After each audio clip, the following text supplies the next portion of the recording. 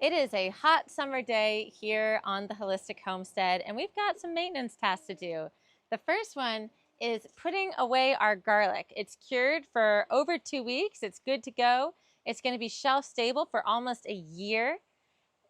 I also have to deadhead some flowers, do a harvest, and I'm going to show you all of that in this episode. Before we get started, make sure to hit that subscribe button for more health and homesteading content, and check out my YouTube memberships for more one-on-one support. I can now get support from you also from supers and gifts. Please check those out. All of your support keeps this homestead running. Thank you, Sweet Pea. Let's get started. The first task of the day is putting away the garlic.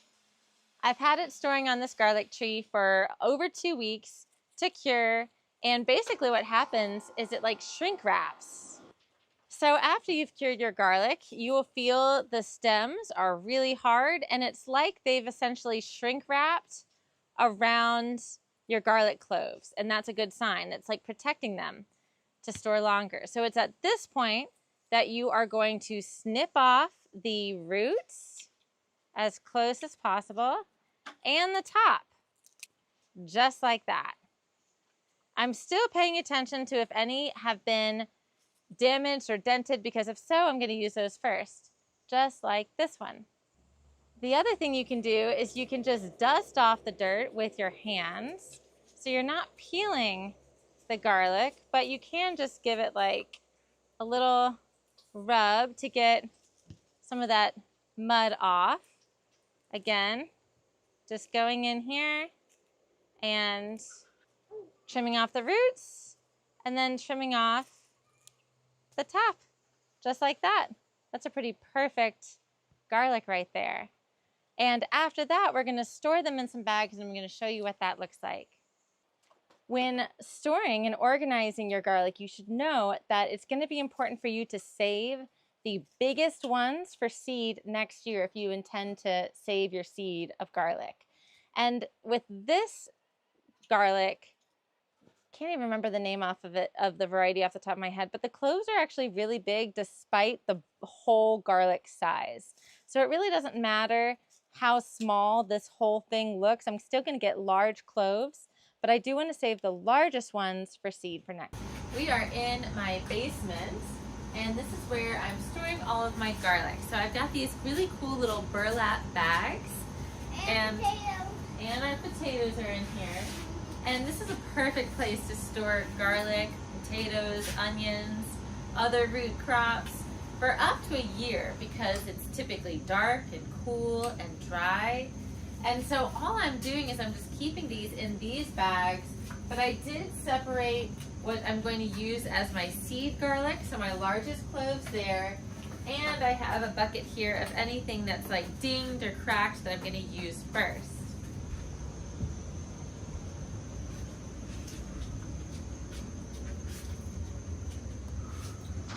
The next thing we're going to do today is prune back the Snapdragons. If you've seen my other video on pruning back flowers, this is a great strategy to get longer, bigger blooming flowers.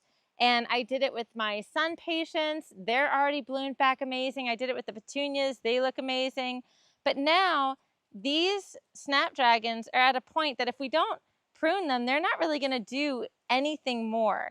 And so what I'm going to do is I'm going to cut all of these back. Oh, thank you. Gosh. Sorry. No, that's okay. Does she have it still? Cece, will you grab her, the flowers from her, sweetie? Let's see. Is there anything else we can give her to chew on? Oh, thank you for that. All right. So the way that we're going to prune back these guys is we're essentially just cutting them back in half. I'm looking for like the next little shoot of growth, and I can even come back a little bit more. I'm pruning these back to about 6 to 8 inches, and I'll just do this one and then I'll show you a close-up. But all of this is going to come back, and then we're going to get some more blooms. This is also an opportunity to like clean up the pathway. So these can get leggy like every flower, and then they can start to kind of take over. So I'm not even worrying about the ones that are coming in the path or encroaching on the path. I'm just cutting those out completely, so that way I've got a little bit more uniform, a uniform look to my pathway. So I'm not even worried about where I'm cutting those. I'm just going with the line of my pathway here. Yeah? I don't know. I trust your judgment, though. That's a good idea. What's the pink flower? But I think she's fine. I don't even think she's fussing about it, so she's okay. All right, now I'm going to show you a close-up of what it looks like. I do think that I could probably come through and also prune this petunia.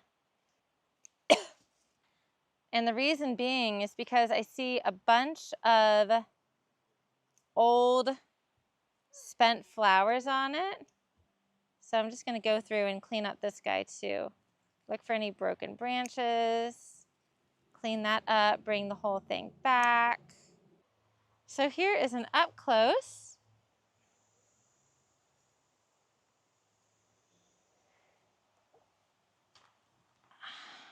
Here's an up close version of what we're talking about. We're just coming through and above a node,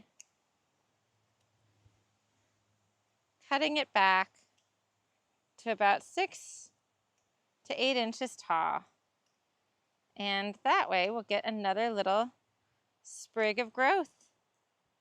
The end result for our Snapdragons is a really nice clean line, and everything is topped off to about 6 to 8 inches tall. The very last thing that I have to do today is harvesting, and I've got quite a bit of work ahead of me with all of these tomatoes.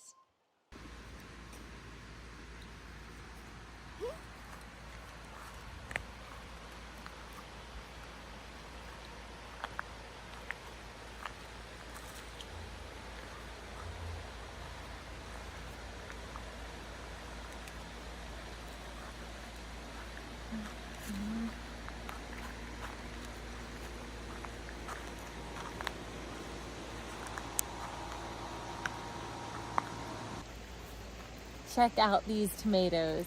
Even though our trellis for these guys collapsed, we are still collecting so many.